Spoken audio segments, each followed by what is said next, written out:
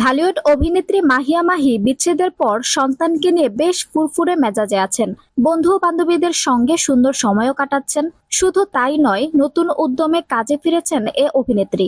এর আগে সিনেমা ছেড়ে রাজনীতিতে নাম লিখিয়েছিলেন মাহিয়া মাহি। এরপর আওয়ামী লীগ সরকারের সবুজ সংকেত পেলেও দর্শক ভোটে পড়ে রেড সিগন্যাল, অর্থাৎ বিপুল ভোটে পরাজিত হন এ অভিনেত্রী। এ পর্যায়ের পর আবারও সিনেমার কাজে ফেরার ঘোষণা দেন তিনি।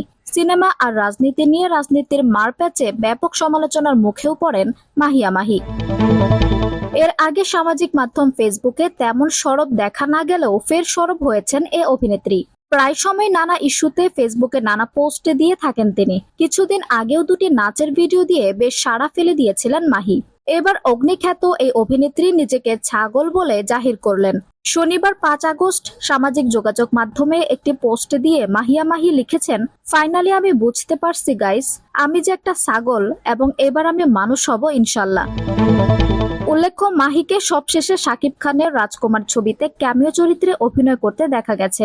এরপর অভিনয় নিয়ে ব্যস্ততা না থাকলেও মডেলিং এর সময় দেন তিনি। কয়েকদিন পর পর বিভিন্ন সাজে দেখা মেলে এ অভিনেত্রীকে। আঞ্জুম হক আরবি, টাইম নিউজ ডেস্ক।